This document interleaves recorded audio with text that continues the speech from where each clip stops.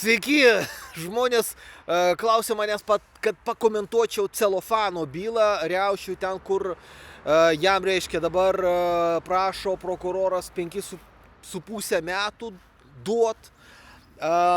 Deja, celofanas nepabėgo iš Lietuvos, o jam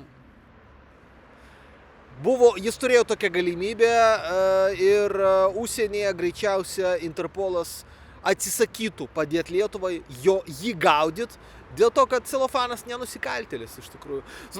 Aš įsivaizduoju, kad verslininkai, kai jie daro verslą, kartais daro ten lankščiai pažvelgia į vieną arba kitą taisyklę. Tai pas celofaną yra tas verslininko šleifas, bet aš nemanau, kad ten yra kažkas, už ką vertėtų sodinti kalėjimą.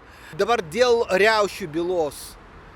Žmonės, aš labai palaikau visus žmonės, kurie išeina protestuoti prieš vyriausybę, kurie kartais sudaužo langą. Man atrodo, kad tai ir yra pilietinė visuomenė. Tai yra visuomenė, kurioje žmonės nebijo išeiti į lauką ir mesti akmenį į Seimo langą. Man atrodo, kad tai yra labai gerai, man labai patinka.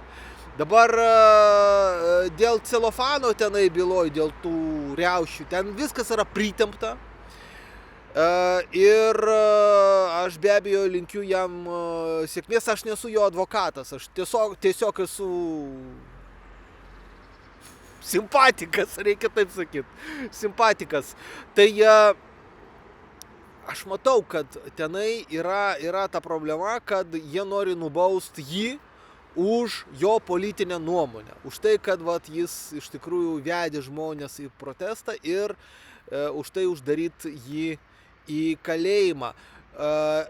Aš jums garantuoju, kad jeigu celofanas pabėgtų į vakarus, Interpolas jį užstotų, Interpolas atsisakytų jį gaudyti.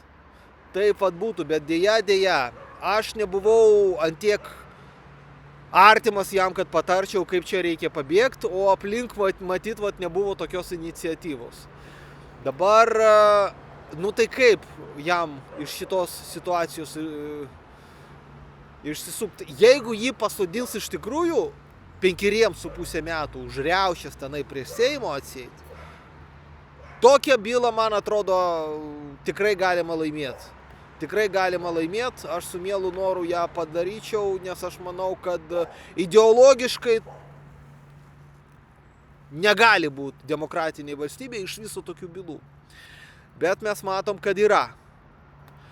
Tai laikau kumščius, kad vis dėlto jam gerai pasibaigtų ir ten nebūtų jokio laisvės atimimo. A jeigu bus ir bėgti užsienį jau vėlų, tai tada Jungtinių tautų žmogaus teisių komitetas lieka jam kaip sekanti instancija.